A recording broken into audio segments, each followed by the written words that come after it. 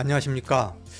미국 대통령 선거가 이제 코앞으로 다가왔습니다. 다음 달 5일이 선거일이니까 이제 불과 23일밖에 남지 않았습니다.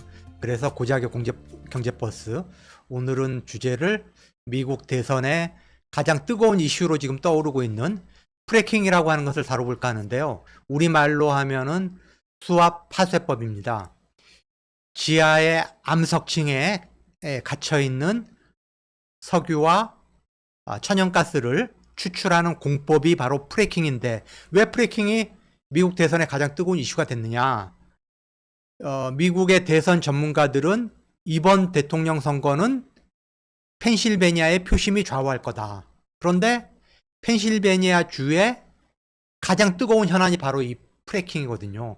이 프래킹을 둘러싸고 해리스와 트럼프가 지금 뜨거운 공방을 벌이고 있는데, 그 배경을 살펴볼까 합니다. 우선 미국의 대통령 선거를 이해할 필요가 있는데요. 왜 펜실베니아 선거가 중요하냐. 미국이 50개 주가 있는데 미국은 간접 선거입니다. 각 주에서 한 표라도 이기면은 그 주에 배당된 선거인단을 100% 다 가져가는 거예요. 그래서 50개 주에서 270명 이상의 선거인단을 확보하면은 대통령에 당선이 됩니다. 근데 미국도 우리나라랑 비슷해요. 우리나라도 뭐 민주당 지지 지역, 공화당 지지, 국민의힘 지지 지역이 확고하죠. 수도권과 충청권의 표심이 결국 대선의 결과를 좌우하듯이 미국도 43개 주는 민주당, 공화당 지지가 거의 확고하게 굳어 있어요. 나머지 7개 주를 경합주라고 하는데, 그 중에서 펜실베니아가 선거인단이 19명이 배정된 가장 큰 선거인단을 가지고 있는 주고, 여기서 누가 19명을 가져가느냐가 대선을 결정적으로 좌우한다. 사실 펜실베니아는 민주당 지지 성향이 굉장히 강했던 지역인데 2016년 대선에서 트럼프가 이겼어요. 이게 공화당 대선 후보가 펜실베니아에서 승리한 거는 30년 만에 처음이에요. 불과 0.72%포인트 앞서가지고 11명의 선거인단을 트럼프가 확보를 했고, 그래서 대통령에 당선될 수 있었죠. 그리고 2020년에는 바이든이 펜실베니아를 다시 찾아왔어요. 이때 표차도 불과 1.1%포인트 차밖에 안 났어요. 660만 명의 유권자가 투표를 했는데 바이든이 331만 표를 획득을 해가지고 간발의 차이로 펜실베니아에서 19명의 선거인단을 확보를 했고, 그래서 대통령에 당선될 수 있었다. 이번에도 7개 경합주도 대충 지금 윤곽이 드러나고 있는데, 펜실베니아는 가장 최근 여론조사에서도 정확히 지금 5대5로 나타나고 있어요.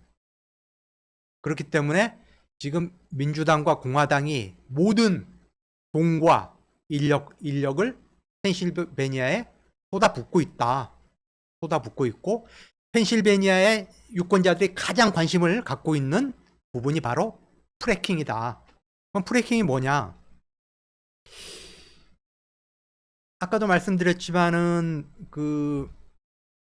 이 사우디아라비아와 같은 중동 국가라든가 러시아, 뭐 베네수엘라, 뭐 이런 데 있는 석유나 천연가스는 땅속에 매장돼 있는 것을 드릴을 꽂아가지고 그냥 뽑아내면 돼요.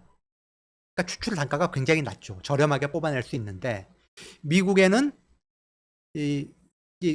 그런 매장된 그 오일과 가스는 부족하고, 있기는 있지만 부족하고, 상당 부분이 지하 깊숙한 곳에 암석층에 쉐일 오일과 쉐일 가스가 많은 거예요. 그러면은 대개 지하 3km 이상 파 들어가야지만 그 암석층이 나오거든요. 그래서 프래킹이라는 게 뭐냐면은 이 파이프로 암석까지 접근을 해가지고 물과 화학물질과 모래를 혼합한 액체를 고압으로 분쇄를 해가지고 암석의 균열을 일으키는 거예요. 그래서 암석이 균열을 일으키면 그 틈새로 흘러나오는 오일과 가스를 뽑아내는 거죠, 지상으로. 그래서 아무래도 이 추출 단가가 좀 비싸죠. 그래서 유가가 배럴당 40달러 정도 이상이 돼야지만 경제성이 있는 거예요. 지금 배럴당 유가가 뭐 70불, 80불 이렇게 하는 걸로 알고 있는데 어쨌든 2010년대 들어서 석유, 천연가스, 채굴에 쓰이기 시작한 기술이다. 그리고 지금은 기술이 굉장히 고도화돼 가지고 옛날에는 파이프 하나당 시추공을 뭐 4개밖에 뚫을 수 없었는데 지금은 12개, 거의 3배 이상 많은 시추공을 뚫을 수 있기 때문에 그만큼 생산량이 늘어난 거죠. 그러니까 비용 대비 효과가 훨씬 좋아졌다. 근데 이게 단점이 꽤 있어요. 단점이 뭐냐? 암석을 액체를 고압으로 분사를 해가지고 암석을 깨뜨리잖아요. 그러니까 집안이 붕괴가 되는 거예요. 싱크홀 같은 게 막 생겨요. 다음에 지진을 유발할 위험도 있다. 또 하나는 이게 화학 물질을 섞어가지고 고압으로 분사를 하기 때문에 지하수가 오염이 돼요. 지하수가 오염이 되면 당연히 땅 위에 살고 있는 인간이라든가 동물이라든가 식물이라든가 이런 생명체, 생태계에도 악영향을 줄 수밖에 없는 거죠. 그래서 독일이나 영국, 스페인, 호주 이런 나라들은 아예 법률로서 프래킹을 금지를 시켰어요. 그리고 민주당 정부도 아무래도 친환경, 기후위기에 대한 대응을 강화를 하고 화석연료 사용을 줄이고 청정에너지로 전환을 해야 된다고 주장해온 그런 정당이기 때문에 프래킹에 대해서 굉장히 부정적이었고 해리스 부통령도 지난 대선에서는 프래킹을 금지해야 된다고 주장을 했어요. 그리고 실제 민주당 정부에서는 공공용지에서는 프래킹을 이용한 셰일 가스 채굴 허가를 내주지 않았어요. 그리고 민간 용지에서의 채굴 허가도 굉장히 까다롭게 규제를 했다. 그렇기 때문에 해리스 부통령 입장에서는 굉장히 불리한 거죠.